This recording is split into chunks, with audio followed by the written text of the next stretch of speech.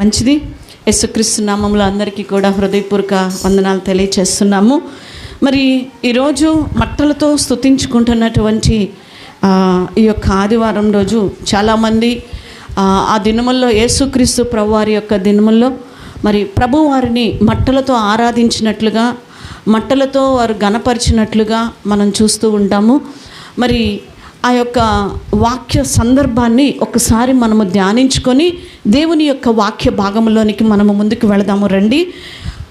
మత్తయి సువార్త 21వ అధ్యాయము, మత్తయి సువార్త 21వ అధ్యాయము 8-9 వచనాలని మనము చూసుకుందాం.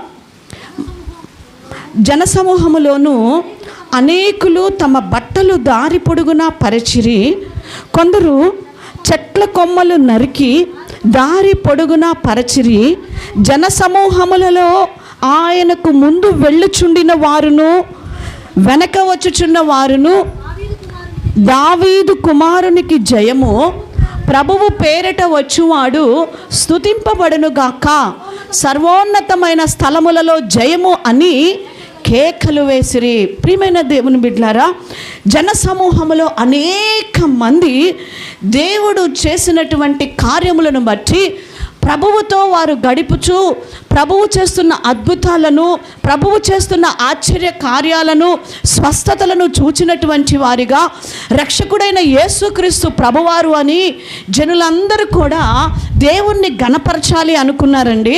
అయితే ఆ జనుల దగ్గర ఏమీ లేనందువల్ల అక్కడ ఉన్నటువంటి ఈత మట్టలను తీసుకొని వచ్చి ఆ మట్టలతో దేవుణ్ణి ఏం చేశారంట, స్తుతించినట్లుగా, మట్టలతో దేవుణ్ణి గణపరిచినట్లుగా, ఆరాధించినట్లుగా మరి దేవుని యొక్క వాక్యములో మనము చూస్తూ ఉన్నాం. మరి దేవునితో ఉన్నటువంటి వారు, దేవుని గురించి ఎరిగినటువంటి వారు, దేవుని ప్రేమను, దేవుని కృపను, దేవుని దయను తెలుసుకున్నటువంటి వీరు నోటితోనూ చేతులతో మట్టలు పట్టుకొని దేవుణ్ణి ఏం చేశారంట, స్తుతించుచు కేకలు వేసినట్లుగా చూస్తూ ఉన్నాం. అలాగా స్తుతించినటువంటి ఆ ప్రజలు జస్ట్ కొద్ది రోజులు గడవగానే, కొన్ని దినాలు, కొన్ని రోజులు జస్ట్ అలా గడవగానే మరలా ఏం చేస్తున్నారో చూడండి. 21వ అధ్యాయం నుంచి జస్ట్ ఒక 5 అధ్యాయాలు అలా ముందుకు రాగానే 27వ అధ్యాయంలో 23వ వచనంలో ఒక మాట మనం చదువుకుందాం. అధిపతి ఎందుకు ఇతడు ఏ దుష్కార్యము చేసినని అడుగగా వారు సిలువ వేయమని.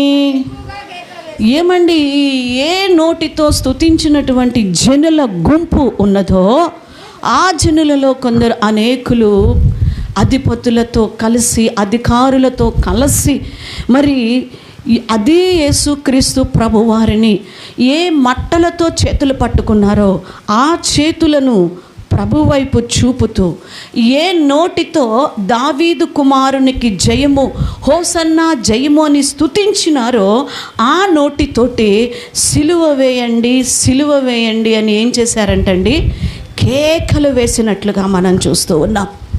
ప్రభువుతో ఉండి కూడా ప్రభువు కార్యాలను రుచి చూచి, ప్రభువు ప్రేమను రుచి చూచి మరి అద్భుతాలు పొందుకున్న వీరి జీవితంలో కొన్ని రోజులలోనే ఏం కేకలేస్తున్నారంట, సిలువ వేయమని కేకలు వేస్తూ ఉన్నారు. తప్పిపోయినటువంటి గొర్రెలుగా వీరిని మనం చూస్తూ ఉన్నాం. తప్పిపోయినటువంటి ప్రజలుగా వీళ్ళని మనం చూస్తూ ఉన్నాం. తప్పిపోయినటువంటి అధికారులుగా మనం చూస్తూ ఉన్నాం. దేవుని ప్రేమను రుచి చూచి కూడా తప్పిపోయినటువంటి వారిగా ఉన్నారండి. ఏమండి, ఆ దినాలలోనే కాదంట, ఈ దినాలలో కూడా అనేక మంది అదే జీవితమును అలవటించుకుంటూ అదే భక్తి జీవితంలో కొనసాగుతున్నారంట. హెబ్రీలకు రాసినటువంటి పత్రిక 6వ అధ్యాయము 4, 5, 6 వచనాలు చదువుకుందాం. హెబ్రీలకు రాసిన పత్రిక 6వ అధ్యాయము 4, 5, 6 వచనాలు. ఒకసారి వెలిగింపబడి పరలోక సంబంధమైన వరమును రుచి చూచి పరిశుద్ధాత్మలో పాలివారై దేవుని దివ్య వాక్యమును, రాబోవు యుగ సంబంధమైన శక్తుల ప్రభావమును అనుభవించిన తరువాత తప్పిపోయిన వారు తమ విషయములో దేవుని కుమారుణ్ణి మరలా సిలువ వేయచ్చు బాహాటముగా ఆయనను అవమానపరచుచున్నారు కనుక మారు మనసు పొందినట్లు అట్టి వారిని మరలా నూతన పరచుట అసాధ్యము. చూడండి, ఒకసారి వెలిగించబడినటువంటి వారు, రక్షింపబడినటువంటి వారు, పాపము నుంచి విడుదల పొందినటువంటి వారు, పరిశుద్ధమైన జీవితమును ఎరిగినటువంటి వారు, ప్రభువు ప్రేమను తెలుసుకున్నటువంటి వారు, ప్రభు చేసిన అద్భుతాలను వారి జీవితంలో పొందుకున్నటువంటి వారు, స్వస్థతలు పొందినటువంటి వారు, దేవుని కార్యాలను, దేవుని యొక్క సమస్త కృప వరములను రుచి చూచి దేవుని యొక్క కృపలో ఎదిగి వర్ధిల్లుతున్నటువంటి వారు బాహాటముగా ఏమైపోతున్నారంట? తప్పిపోతూ ఉన్నారు. కొన్ని విషయాలలో దేవునికి వారు దూరమైపోతూ ఉన్నారు. దేవుని యొక్క సన్నిధికి వాళ్ళు దూరమైపోతూ ఉన్నారు. ప్రియ సంగమా, వారు దూరమైపోయి ఏం చేస్తున్నారంట? దేవుని యొక్క కృపలో, దివ్యమైనటువంటి ఆయన కృపలో, ఆయన యొక్క మరి ప్రభావమును చూచి స్తుతించినటువంటి ప్రజలు ఏం చేస్తున్నారు? తమ విషయములో దేవుని కుమారుణ్ణి మరలా సిలువ వేయుచున్నారు. ఏం వేస్తున్నారంట? సిలువ. ఆ దినముల్లో ఆ ప్రజలే కాదు, సిలువ వేయండని కేకలేసింది. ఈరోజు ఈ దినము, ఈ క్షణములో కూడా దేవుని యొక్క సన్నిధిలో తప్పిపోయినటువంటి జనాంగముగా, తండ్రితోనే ఉంటూ తప్పిపోయినటువంటి వారముగా మనము ప్రభువుని ఏం చేస్తున్నామంట? సిలువ వేస్తున్నాం. నేను ఎప్పుడు వేసానండి సిలువ? నేను అసలు సిలువ వేయలేదండి. అమ్మో, యేసయ్యను చూస్తే, ఆ సిలువ వేయటం చూస్తే ఏడుపు వచ్చిద్ది నాకు. ఆ చేతుల్లో మేకులు కొట్టడం చూస్తే ఏడుపు వచ్చిద్దండి. అమ్మో, నేను ఎప్పుడు వేసానండి అంటే, ఎలా వేశారంట? తమ క్రియల ద్వారా, పరిశుద్ధ జీవితములో నుంచి తప్పిపోవుట ద్వారా, నీ మాటల్లో, నీ చూపులు మారిపోయినాయి, నీ మాట మారిపోయింది, నీ ప్రవర్తన మారిపోయింది, నీ భక్తి తేడా వచ్చేసింది, నీ విశ్వాసములో తేడా వచ్చేసేసింది. వీటన్నిటిని వల్ల దేవుణ్ణి మరలా ఏం చేసినట్లంట? సిలువ వేస్తున్నావు. ఒకసారి ఒప్పుకున్నావు, విడిచిపెట్టేశావు, మరలా పరిగెత్తుతున్నావు ఆ పాపానికి. సినిమా థియేటర్లకు పోను, సినిమాలు చూడను, ఒప్పుకున్నావు, విడిచిపెట్టేశావు, మరలా పరిగెత్తుతున్నావు. ఈ పాపము చేయను, ఒప్పుకున్నావు. ఈ విగ్రహాల జోలి పోను, ఒప్పుకున్నావు, మరలా పరిగెత్తుతున్నావు. ఒకసారి వెలిగింపబడ్డావు, విడిచిపెట్టేసి మళ్ళీ పరిగెత్తుతున్నావు. ఆ రోజు ఏ విధముగా వారు దావీదు కుమారునికి జయమని స్తుతించిన ఆ నోటితోటి సిలువ వేయమని కేకలేసి సిలువకెక్కించినారో, ఈరోజు నీవు కూడా ప్రభువు కృపను, ప్రభువు ప్రేమను పొందుకున్న మనము తప్పిపోయినటువంటి వారముగా ప్రభువుని మరలా ఎక్కడికి ఎక్కిస్తున్నామంట? సిలువకి ఎక్కించేస్తున్నాం. మనము సిలువకి ఎక్కించేస్తున్నాం. దేవునితోనే ఉంటూ ఉన్నాం, దేవుని కార్యాలను చూస్తూనే ఉన్నాం, దేవుని యొక్క సహవాసములోనే ఉంటూ ఉన్నాం, కానీ తప్పిపోయిన వారిగా ఉంటున్నామంట. ఏమండి, యూదా తన చోటుకి పోవుటకి ఏమైపోయాడంట? తప్పిపోయాడని అపోస్తుల కార్యాల గ్రంథం 1వ అధ్యాయం 25వ వచనంలో చూస్తాం. యూదా తన చోటికి పోవుటకు తప్పిపోయెను. ఎవరండి యూదా? యేసుక్రీస్తు వారి యొక్క శిష్యుడు, ప్రభువు కార్యాలను చూసినవాడు, ప్రభువు అద్భుతాలు చూసినవాడు, ప్రభువు ప్రేమను చూసినవాడు, క్షమించే మనసును చూసినటువంటి వాడు, పాపులను సైతము ప్రేమించిన మనసును చూసినటువంటి యూదా ఏమైపోయాడంట? హృదయంలో తప్పిపోయినట్లుగా మనం చూస్తూ ఉన్నాం. ప్రియ సంగమా, ఈరోజు దేవుడు నిన్ను సూటిగా ఒక ప్రశ్న అడుగుతూ ఉన్నాడు. వీరి వలె ఏదో ఆదివారం ఆరాధన చేస్తూ మిగతా రోజుల్లో నువ్వు తప్పిపోయి ప్రభువుని సిలువ వేస్తూ ఉన్నావేమో. ఆదివారము దేవుని సన్నిధికి వచ్చి ప్రభువుని గణపరుస్తూ, ప్రభువు వాక్యమును వింటూ, శ్రద్ధగా దేవుని మాటలను ఆలకిస్తూ బ్రతుకు ద్వారా ఆ వారమంతా చూపించకపోగా మనము ప్రభువుని ఏం చేస్తున్నామంట? సిలువ వేస్తూ ఉన్నాం. ఆ మాదిరికరమైన జీవితం మనలో ఉండట్లేదు. ఈరోజు ఆ యొక్క విశ్వాసముతో కూడిన భక్తి జీవితం మనలో ఉండకపోవటం వల్ల ప్రభువుని ఏం చేస్తున్నామంట? సిలువ వేసి తప్పిపోతున్నటువంటి వారి లిస్టులోనికి వెళ్ళిపోతూ ఉన్నాం. తప్పిపోయిన వారు అనగానే సడన్గా మనకు గుర్తొచ్చేది ఎవరో చెప్పండి? తప్పిపోయిన వారు సంఘం అందరూ ఏకీభవించి చెప్తూ ఉన్నారు. ఎవరు? ఇంకేమన్నా తెలుసా? తప్పిపోయినవి తెలుసా అమ్మా? తప్పిపోయిన గొర్రెపిల్ల. ఇంకేమన్నా తెలుసా? తప్పిపోయిందండి.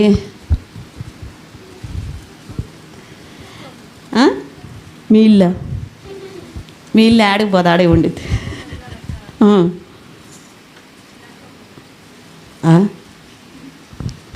నాణెము, తప్పిపోయిన నాణం, పోగొట్టుకున్న నాణెం కదా. మీరు అందరి దృష్టిలో, మన అందరి దృష్టిలో తప్పిపోయింది అనగానే వెంటనే సంఘం అందరూ ఫస్ట్ కేకలేసి చెప్పినటువంటి స్వరం ఏంటిదంటే తప్పిపోయిన కుమారుడు. మీకు ఒక విషయం తెలుసా? తప్పిపోయిన చిన్న కుమారుడు తిరిగి దొరికాడండి. హల్లెలూయా. తప్పిపోయిన గొర్రెపిల్ల కూడా తిరిగి దొరికింది. తప్పిపోయిన నాణెము తిరిగి దొరికింది. ఆ నాణ్యము దొరికింది, గొర్రెపిల్ల దొరికింది, చిన్న కుమారుడు దొరికారు. ప్రియమైనటువంటి దేవుని బిడ్డలారా, ఈరోజు తండ్రితోనే ఉంటూ, తండ్రితోనే సహవాసం చేస్తూ, తండ్రి యొక్క మాటలకి గైకొంటూ, తండ్రి ప్రేమను రుచి చూచి అందరి దృష్టిలో వాళ్ళుగా, అమ్మో వీళ్ళు చాలా భక్తి పరులు, అమ్మో వీళ్ళు అసలు ఆదివారం అసలు ఒక్క రోజు కూడా మాననటువంటి భక్తులు, సహవాసమును విడిచిపెట్టినటువంటి భక్తులు, ప్రభువుని అస్సలు విడిచిపెట్టినటువంటి భక్తులు దేవునితోనే ఉంటారండి అనేటువంటి ఒక ముద్ర వేసుకొని తప్పిపోయినారు. ఎవరో కాదు, పెద్ద కుమారుడు. హల్లెలూయా. ఎవరో తెలుసా? పెద్ద కుమారుడు. మనందరికీ చిన్న కుమారుడే తెలుసు. కానీ ఈ పెద్ద కుమారుడు మరి ఎలాంటి స్థితిలో ఉన్నాడంటే, ఆ యొక్క తండ్రితోనే ఉండి తప్పినటువంటి స్థితిలోనికి వెళ్ళిపోయాడు. తండ్రితో ఉన్నట్టు, తండ్రిని ప్రేమిస్తున్నట్టుగానే ఉన్నాడు, కానీ తండ్రికి ఆయనకి సంబంధం లేని స్థితిలో ఉన్నాడండి. చాలామంది విశ్వాసులు అనబడుతున్న మనం కూడా ఈ రోజుల్లో ఇలానే ఉన్నారు. తండ్రితోనే ఉండి ఆరాధిస్తూ ఉన్నాం, తండ్రిని సిలువకు అప్పగిస్తూ ఉన్నాం. మట్టల ఆదివారం అంటూ మట్టలు పట్టుకుంటున్నాం, ఆదివారం ఆరాధిస్తున్నాం, విడి రోజుల్లో సిలువ వేస్తున్నాం. నీ ప్రవర్తన, వ్యర్థమైన ప్రవర్తన ద్వారా, వ్యర్థమైన మాటల ద్వారా, క్రియల ద్వారా ప్రభువుని బాహాటముగా సిలువకు అప్పగిస్తున్నామంట. లూకాసు సువార్తలో మనం చూస్తాం 15వ అధ్యాయంలో 11వ వచనం నుంచి 24వ వచనం వరకు మనం చూస్తే, అక్కడ మీరు చెప్పినట్లుగా తప్పిపోయినటువంటి చిన్న కుమారుడు యొక్క జీవితాన్ని అక్కడ మనం చూస్తాం. ఎన్నో వచనం దగ్గర నుంచి 11వ వచనం దగ్గర నుంచి 24వ వచనం వరకు లూకాసు వార్త 15వ అధ్యాయములో తప్పిపోయిన చిన్న కుమారుడు యొక్క జీవితాన్ని మనం చూస్తూ ఉన్నాం. చాలామంది ఈ చిన్న కుమారుడిలాగా తప్పిపోయి తిరిగి దొరికినటువంటి వారు ఈ మందలో చాలామంది మనం ఉన్నాం, చాలామంది ఉన్నాం. దేవునికి మహిమ కలుగును గాక. అయితే అక్కడ 25వ వచనం దగ్గర నుంచి 32వ వచనం వరకు మనము గమనిస్తే, ఎన్నో వచనం నుంచి జాగ్రత్తగా విందాం దేవుని వాక్యము, శ్రద్ధగా విందాము, మనసు దేవుని వాక్యం మీద పెడదాము. లూకాసు వార్త 25వ అధ్యాయము 32వ వచనంలో చూస్తే అక్కడ మనకి పెద్ద కుమారుడు కనిపిస్తూ ఉంటాడు. అతని యొక్క జీవిత విధానము మనకు అక్కడ కనిపిస్తూ ఉంటుంది. ఇతడు చూడడానికి చాలా మంచివాడిగా మనకు కనిపిస్తూ ఉంటాడు. ఇతనిలో ఉన్న మంచి లక్షణాలు కొన్ని మనం చూద్దాం. నెంబర్ 1, 15వ అధ్యాయం 31వ వచనం చదువుదాం. అందుకతడు, కుమారుడా, మొట్టమొదటిది ఎల్లప్పుడూ ఎవరితో ఉన్నాడంట? తండ్రితో ఉన్నాడు. ఎవరితో? నాతో అంటే తండ్రితోనే ఉన్నాడు. ఓకే, ఇది చాలా మంచి లక్షణం. తండ్రితో కలిసి ఉండటం అనేది చాలా మంచి లక్షణం. విడిపోలేదు, వెళ్ళిపోలేదు, అలగలేదు, లేకపోతే చిన్న కుమారుడిలాగా ఆస్తి ఇవ్వటం కానీ, పోట్లాట పెట్టుకోవటం కానీ, ఇంకేదేదో తండ్రిని దూషించటం, మాట్లాడటం అలాంటివి ఏం చేయలేదు. ఎక్కడ బయటికి వెళ్ళిపోలేదు. ఎక్కడున్నాడంట? తండ్రితోనే ఉన్నాడు. అంటే తండ్రితో చక్కగా ఆరాధిస్తున్నాడు. ఓకే, రెండో మంచి లక్షణం చదువుదాం. 15వ అధ్యాయం 29. చదువమ్మా. 29 చదువు.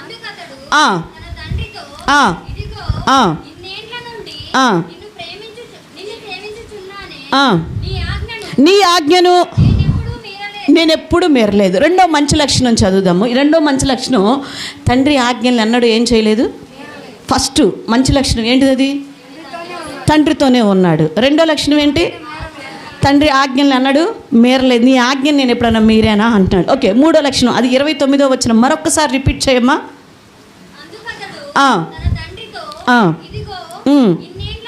ఇన్ని ఏండ్ల నుండి ఈ మాట పట్టుకుందాం, నిన్ను సేవించుచున్నాను.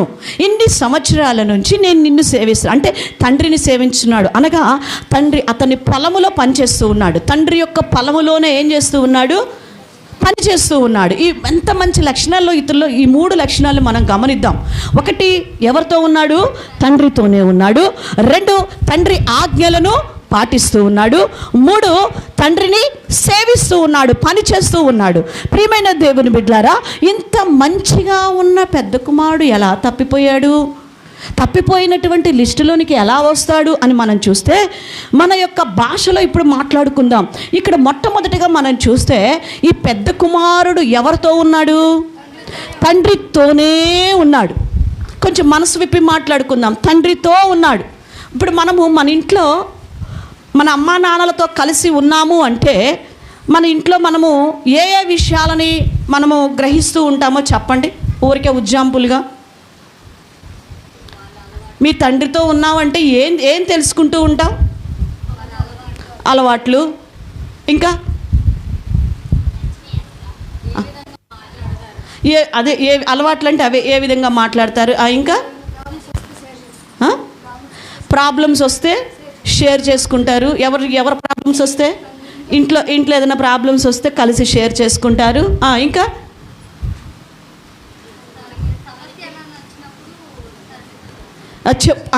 అంటే షేర్ చేసుకోవటమే కాదు, మనకంటూ వ్యక్తిగతంగా ఏదైనా ప్రాబ్లమ్స్ వచ్చినప్పుడు తండ్రితో కూడా షేర్ చేసుకుంటారు. ఓకే, సో ఇలా మనం చెప్పుకుంటా పోతే అంటే మన ఫ్యామిలీలో, కుటుంబంలో అనేది కలిసి ఉంటున్నప్పుడు ఒక్క మాటలో చెప్పాలంటే సింపుల్గా మనకి మధ్య రహస్యాలు అనేవి ఉండవు.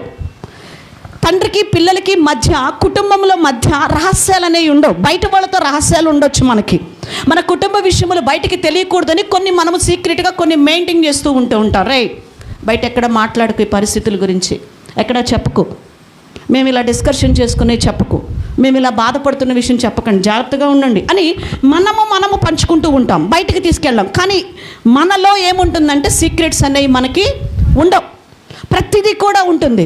అయితే ఇక్కడ మనం చూస్తే ఈ యొక్క పెద్ద కుమారుడు యొక్క జీవితంలో మనం చూస్తే ఇతడు తండ్రితో ఉంటున్నాడు, కానీ తండ్రి బాధను అర్థం చేసుకోలేదు. ఎలా అంటారా? చిన్న కుమారుడు వెళ్ళిపోయిన దగ్గర నుంచి తండ్రి కంటి మీద నిద్ర లేకుండా ప్రతిరోజు ఆ కుమారుడు కోసం ఏం చేస్తున్నాడండి? ఏడుస్తున్నాడు. ఎప్పుడొస్తాడో నా కుమారుడు తిరిగి, ఎప్పుడొస్తాడో తప్పిపోయిన నా కుమారుడు తిరిగి అని ఆ తండ్రి దుఃఖిస్తూ బాధపడుతూ ఏడుస్తూ ఉంటే ఒక్కసారన్న తండ్రి బాధను షేర్ చేసుకున్నాడా? వెళ్ళి, నాన్న ఏడవకు నాన్న, నేనున్నాను కదా, తమ్ముడు తిరిగి వస్తాడు నాన్న, లేదంటే నేను వెళ్ళి ఎక్కడున్నాడో కనుక్కొని తెస్తాను, నువ్వు దిగులు పడబాకు నాన్న, అన్నం తిన్నానా, నువ్వు పడుకోనానా, ఏడవబాకు నాన్న అని ఓదార్చినట్టు అక్కడెక్కడైనా కనిపిస్తుందా మీకు? తండ్రి రోజు ఎదురు చూస్తున్నట్టు మనకు అక్కడ ఉంటుంది, పరిశుద్ధ గ్రంథంలో రాయబడి ఉంటుంది ఆ కుమారుడి కోసం. అల్లంత దూరాన్ని ఉండగానే ఆ తండ్రి గుర్తుపెట్టి పరిగెత్తటాన్ని మనం చూస్తూ ఉంటాం. అంటే ఎంత ఎదురు చూస్తూ దుఃఖపడుతున్నాడో చూడండి. అయితే తండ్రితో ఉన్నాడు, కానీ తండ్రితో ఏమి లేదు, ఇతనికి సంబంధం లేదు. తండ్రి మనసు వేరు, ఇతని మనసు వేరు. ఈరోజు తండ్రితో సంబంధం లేదు, తండ్రి మనసుతో కలిసి లేదు ఇతనికి. అంతేకాదు తమ్ముడు అంటున్నాడు, కానీ తమ్ముడితో కూడా సంబంధం లేదు. ఏమంటున్నాడు తెలుసా? నీ చిన్న కుమారుడు ఏమంటున్నాడు అంటే నీకేం గాడా, అంటే ఎలాంటి మనసో చూడండి. ఎక్కడున్నాడు? మళ్ళీ తండ్రితోనే ఉన్నావు, నువ్వు మందిరంలోనే ఉన్నావు, దేవుని సన్నిధిలోనే ఉన్నావు, తండ్రిని విడిచిపెట్టి వెళ్ళట్లేదు అందరిలాగా. దేవుణ్ణి విడిచిపెట్టి, ఆదివారం విడిచిపెట్టి, ఆరాధన విడిచిపెట్టి వెళ్ళట్లేదు, ఆరాధనలోనే ఉన్నావు, దేవునితోనే ఉన్నాం మనం. కానీ దేవుని మనసు, నీ మనసు కలిసిపోయిందా? దేవునికి నీకు సంబంధం ఉందా లేదా? దేవుని యొక్క చిత్తమును నీవు చేస్తున్నావా లేదా? ప్రియ సంగమా, ఈరోజు మనల్ని మనము పరిశీలించుకోవలసినటువంటి వారముగా మనం ఉన్నాం. ఈరోజు తండ్రి మనస్సు లేదు, మందిరానికి వస్తున్నాం, ఆదివారము మాటలతో ఆరాధిస్తున్నాం, పాటలతో ఆరాధిస్తున్నావు, చేతులతో చప్పట్లు కొట్టి ఆరాధిస్తున్నావు, కానీ తండ్రి మనస్సు తెలుసుకోవట్లేదు సంగమా. ఈరోజు ఆ ఆరాధన నాకు వద్దంటున్నాడు దేవుడు. ఆరాధన నాకొద్దు. యోహాను సువార్త 4వ అధ్యాయములో సమరయ స్త్రీతో చెప్తూ ఉంటారు చూడండి, ఆరాధించువారు ఏ విధంగా ఆరాధించాలి అక్కడ మాట్లాడుతూ ఉంటాడు. 4వ అధ్యాయములో ఆరాధించువారు ఆత్మతోనూ సత్యముతోనూ ఆయనను ఆరాధించువారు. ఎన్నో వచనం చెప్పమ్మా? 24వ వచనం. ఆత్మతోనూ సత్యముతోనూ ఆరాధింపవలెను.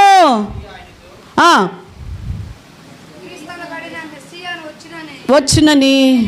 చూడండి ఎలా ఆరాధించాలంటే ఆత్మతోనూ సత్యముతో, అంటే క్రియలతో. నువ్వు పెదవులతో పలికేది ఎందుకు? క్రియలు లేకుండా ఆరాధన ఎలాగుండాలి? వీళ్ళు చూడండి, వీళ్ళు కూడా ఆరాధించారు. గబగబా మట్టలు తీసుకున్నారు, పై వస్త్రాలు తీశారు, పరిచారు, మట్టలు తీసుకొని ఆరాధించారు. మళ్ళీ వారిలోనే ఉన్నవారు మరలా కొన్ని రోజులు పోయేసరికి ఏం కేకలేశారు? సిలువ వేయమని కేకలేస్తున్నారు. ఎందుకు ఆరాధన? ఈరోజు నీ ప్రవర్తన వల్ల సిలువ వేయబడుతున్నాడు ప్రభువారు మరలా. నీ వెనక్కి జారిపోయిన స్థితి వల్ల, భక్తిహీనత వల్ల సిలువ వేయబడుతున్నాడంట యేసుక్రీస్తు ప్రభువారు మరలా. బాహాటముగా మనం సిలువ వేస్తూ ఉన్నాం. ఎక్కడుంటున్నావు? మందిరంలోనే. ఎక్కడుంటున్నావు? సంఘములోనే, దేవునితోనే. కానీ తప్పిపోతూ ఉన్నావు. తప్పిపోయిన స్థితిలో తండ్రి మనసుకి నీకు సంబంధమే లేదు. ఏంటండి తండ్రి ఇష్టం ఏంటో నీకు తెలుసా? ఈ తండ్రి యొక్క చిత్తం ఏంటో అసలు యేసుక్రీస్తు ప్రభువారే ఈ భూమి మీదకి తండ్రి చిత్తం చేయడానికి వచ్చాను అన్నాడు. అవునా? యోహాను సువార్త 6వ అధ్యాయము 39వ వచనంలో అంటాడు. చూడండి ఏమంటున్నాడు? నా ఇష్టము నెరవేర్చుకొనుటకు నేను రాలేదు, నన్ను పంపిన వాని చిత్తము నెరవేర్చుటకే పరలోకము నుండి నేను దిగి వచ్చాను. అవును, దేవుని మనస్సు ఏంటో తెలుసా? ఒక్క ఆత్మ కూడా నశించుట దేవుని చిత్తము కాదు. మరి మందిరంలోనే ఉంటానంటావే, ఆడ నశించిపోతున్నాడు కుమారుడు, నశించిపోతున్నాడు చిన్న కుమారుడు, తప్పిపోతున్నాడు చెడు స్నేహాలతోటి, వ్యభిచారులతో కలిసిపోయాడు, తాగుబోతోడుగా తిరిగిపోతూ ఉన్నాడు.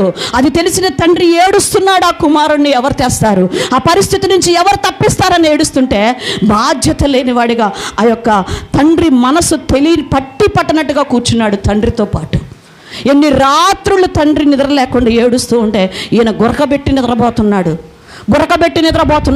మందిరంలోనే ఉంటున్నావు, తండ్రి మనసేది?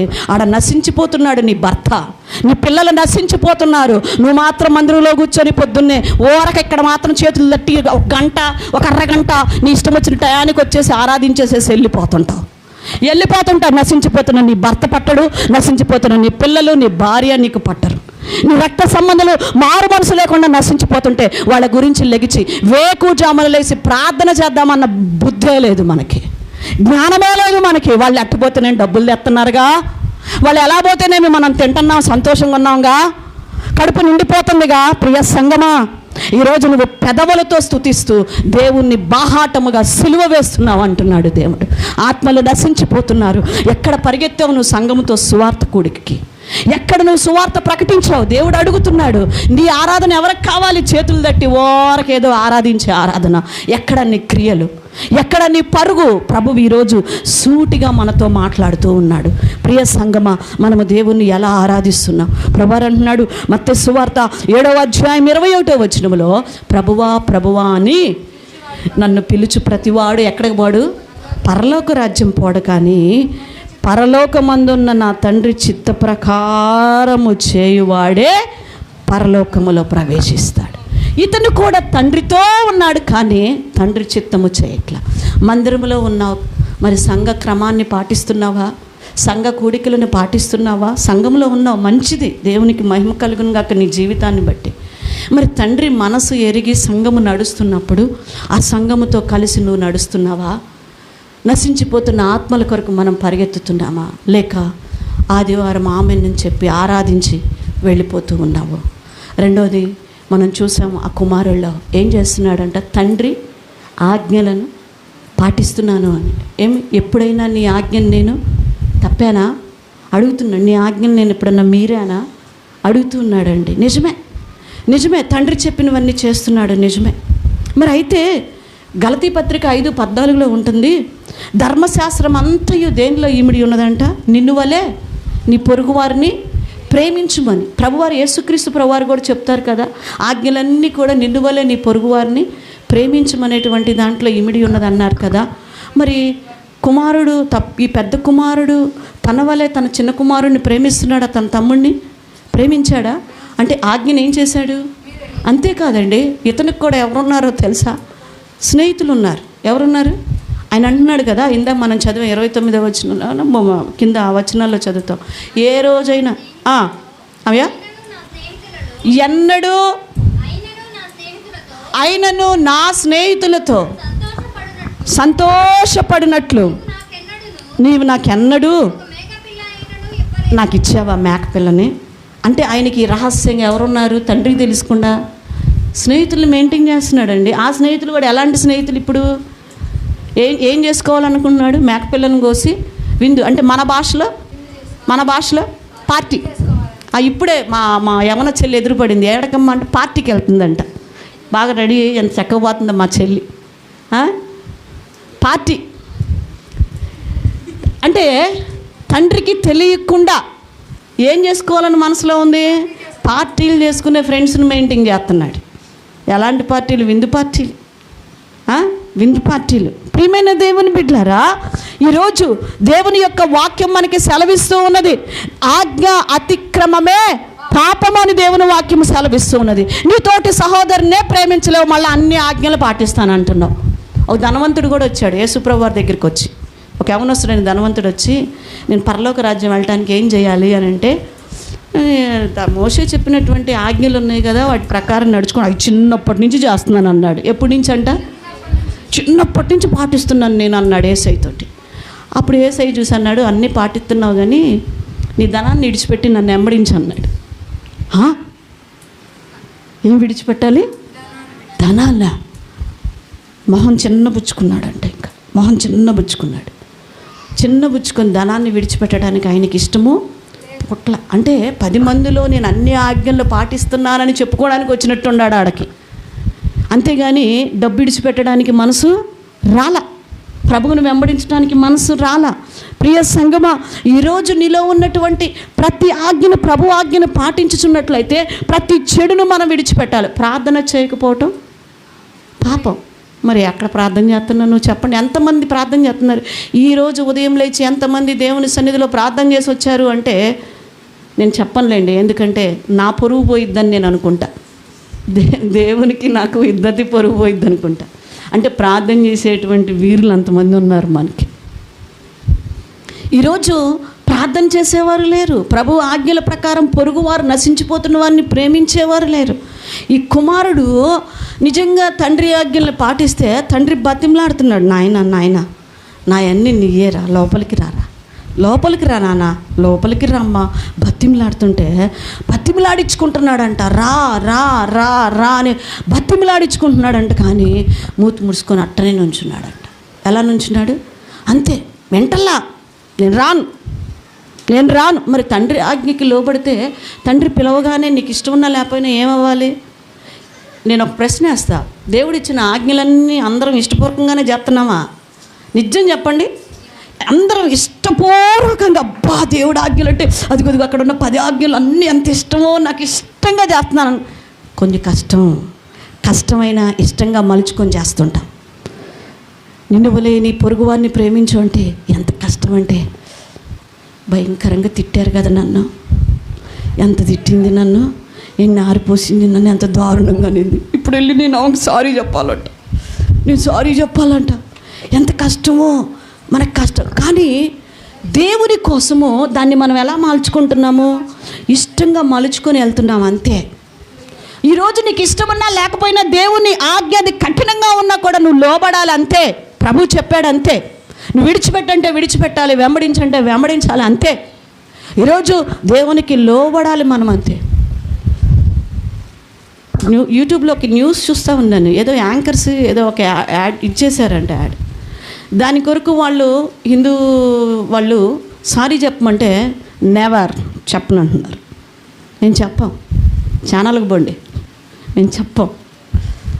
అదే ఒక దేవుని బిడ్డ అయితే ఏం చేస్తారు? వెంటనే ఏం చేస్తున్నారు?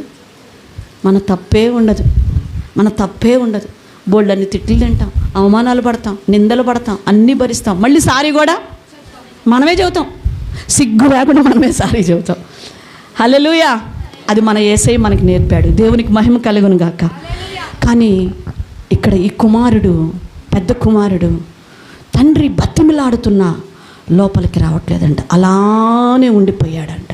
మరి ఆజ్ఞను పాటించినట్ట చెప్పండి? ఏమండి? అంటే పాటించినట్టు ప్రజలకి కనిపిస్తూ నటిస్తూ వ్యక్తిగతంగా అక్కడికి వచ్చేసరికి లోబట్టాన్ని చూడట్లే మనం కదా. ఓకే, మూడో విషయానికి వెళ్ళిపోదాం. ఏం చేస్తున్నాను అన్నాడు? ఎవరి పని? మరి తండ్రి పనిలో ఉంటే నీకు ఎంత సంతోషం ఉండాలి? నీకు ఎంత ఆనందం ఉండాలి, అవునా కాదా? నీకు ఎంత సంతోషము, ఎంత ఆనందం నీ జీవితంలో ఉండాలి. మరి ఇతనేమంటున్నాడు, నేను సంతోషించినట్లు ఒక గొర్రె పిల్లని నన్ను ఇచ్చావా అంటున్నాడు. అంటే దేవుని పనిలో, తండ్రి పనిలో ఇతను సంతోషించట్లా. దేంట్లో సంతోషిస్తున్నాడు? ఏమిస్తే సంతోషం అంట? గొర్రె పిల్ల ఇస్తే సంతోషం అంట. నువ్వు నిజంగా తండ్రితో ఉన్నప్పుడు, తండ్రి సన్నిధిలో ఉన్నప్పుడు, తండ్రి పని నువ్వు చేస్తున్నప్పుడు ఎలాంటి పరిస్థితులు వచ్చినా మనకేముంటుందో తెలుసా అండి? సంతోషం. కానీ నీ సంతోషం దేంట్లో ఉంటుంది? ఏమి తిందుమా, ఏమి త్రాగుదుమా అని లూకా సువార్త 12:29-30 చెప్పబడినట్లు వాటి గురించి మనం ఏం చేస్తున్నామంట? విచారించుచున్నామంట. వాటి గురించి విచారించుచున్నాం అంటే దుఃఖిస్తూ ఉన్నాం. ప్రియ సంగమా, ఈరోజు మనం ఎలాగ ఉన్నాం? యేసుక్రీస్తు ప్రభువారు అంటుంటారు, బాల్యదినంలో ఆ యొక్క లూకా సువార్తలో బలి అర్పించడానికి వచ్చినప్పుడు తల్లిదండ్రులు అతన్ని వెతుకుతుంటుంటే ప్రభువారు అంటారు, అమ్మా నాతో మీకేం పని? నేను నా తండ్రి పనుల మీద నేను ఉండాలని మీకు తెలీదా? నా తండ్రి పనుల మీద నేను ఉండాలని మీకు తెలీదా? నన్ను ఎందుకు మీరు వెతుకుతున్నారు? ఎవరి పని మీద ఉన్నారంటే యేసు ప్రభువారు తండ్రి పని చేస్తూ ఉన్నారు. తండ్రి పని చేస్తూ ఉన్నారు.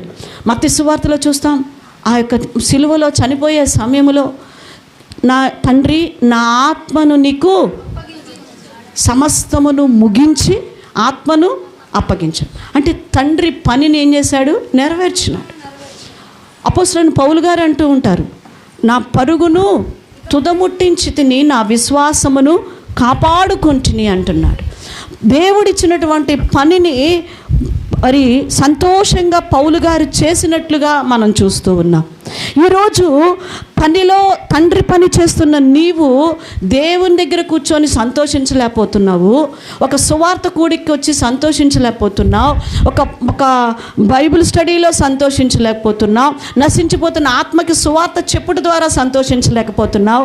కానీ నీ సంతోషం ఒక ఫంక్షన్కి వెళ్ళినప్పుడు, ఒక పార్టీ చేసుకున్నప్పుడు, ఒక కొత్త డ్రెస్ కట్టుకున్నప్పుడు, ఒక దమ్ బిర్యానీ తిన్నప్పుడు, లేకపోతే ఇంకేదో 10 మంది కలిసి ఎంజాయ్ చేస్తున్నప్పుడు ఎక్కువ సంతోషిస్తూ ఉన్నావేమో.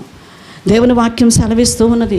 మోషే అంటాడు, నీ సన్నిధిలో కీర్తనకారుడు అంటాడు, నీ సన్నిధిలో సంపూర్ణ సంతోషం. ఎక్కడుందంట సంతోషం?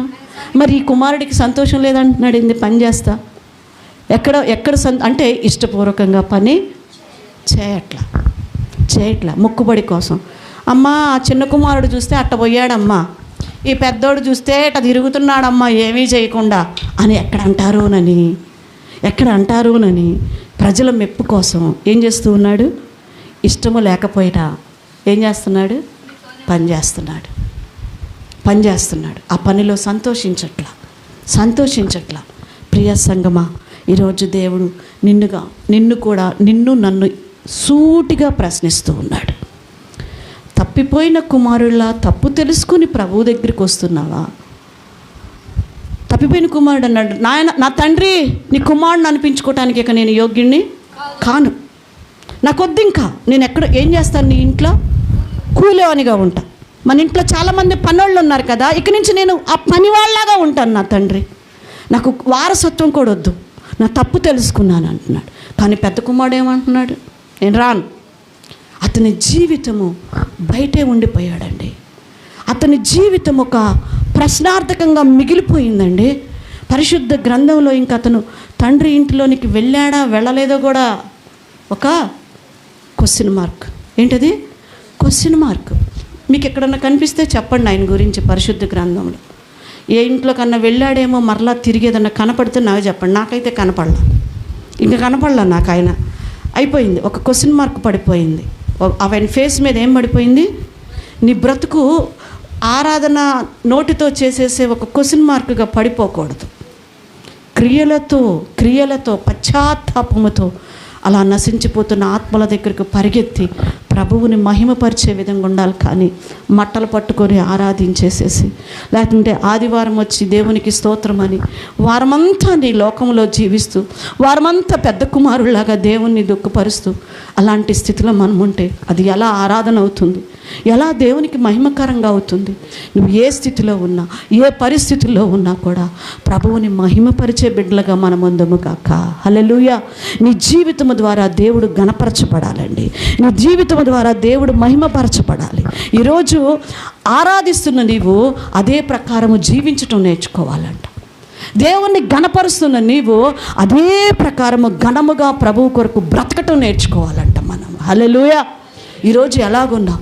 తప్పిపోయిన పెద్ద కుమారుడు ఇక్కడ మనకు కనిపిస్తూ ఉన్నాడు. ఘనపరుస్తున్నట్టే కనిపిస్తున్నాడు, తండ్రితో ఉన్నట్టే కనిపిస్తూ ఉన్నాడు. కానీ ఏమైపోయాడంట? తప్పిపోయాడు, క్రియల్లో తప్పిపోయాడు. ప్రియ సంగమా, ఈరోజు నిన్ను ఏదో ఆరాధిస్తూ తప్పిపోతున్నావు. తండ్రి మనసును తెలుసుకోవట్లా. అక్కడ నీ భర్త మందిరానికి రాలేదని దేవుడు అక్కడ ఏడుస్తున్నాడు. నీ పిల్లలు రాలేదని దేవుడు ఏడుస్తున్నాడు. నీ భార్య రాలేదని ఏడుస్తున్నాడు. నీ రక్త సంబంధులు నరకంలోనికి వెళ్ళిపోతున్నారని తండ్రి ఏడుస్తున్నాడు.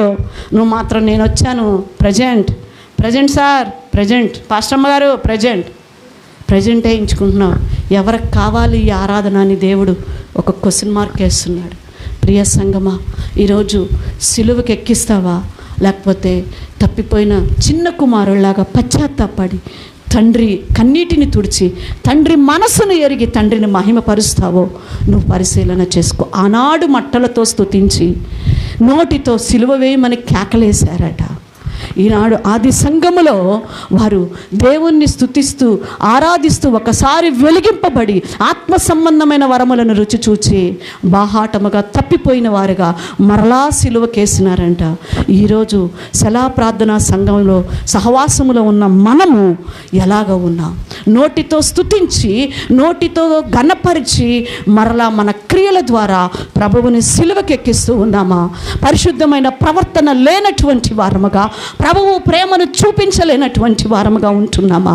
నశించిపోతున్న ఆత్మల కొరకు పరిగెత్తలేని వారముగా మనం ఉంటూ ప్రభువుని మరలా సిలువ వేస్తూ ప్రభువుని అవమానపరుస్తూ ఉన్నామేమో పరిశీలన చేసుకుందాం. మోకరించండి, ప్రార్థన చేసుకుందాం ప్రభు సన్నిధిలో. ప్రభువా, నిన్ను అవమానపరిచేవారిగా ఉండకూడదు. పెదాలతో స్తుతించేవారిగా, పెదాలతో ఘనపరిచేవారిగా కాక క్రియలతో నిన్ను ఆరాధించాలి నాయన. నీతోనే ఉంటున్నాం కానీ నీ మనస్సు ఎరగనటువంటి వారిగా ఉంటున్నాం. నీతోనే ఉంటున్నాము, నీ బాధను పంచుకోలేకపోతున్నాం ప్రభువా. సువార్తలో నాయన భారమును పంచుకోలేకపోతున్నాం. క్షమించండి, సహాయం చేయండి అని ప్రభువుని అడుగుదామా? ప్రభు పాదాలు పట్టుకుందామా? ప్రభువు గొప్పవాడు. ప్రియ సంగమా, ఆయన ఆజ్ఞలను పాటిస్తానంటున్నాడు. తండ్రి పిలుస్తుంటే లోపలికి రావట్లేదు. తండ్రి పనినే చేస్తున్నాడు కానీ సంతోషం లేదంటున్నాడు. సంతోషం లేదు, గొర్రెపిల్లనిస్తే సంతోషం అంటున్నాడు. ఈరోజు నీ జీవితం కూడా ఎలాగో ఉందో ఒక్కసారి పరిశీలించుకుందా.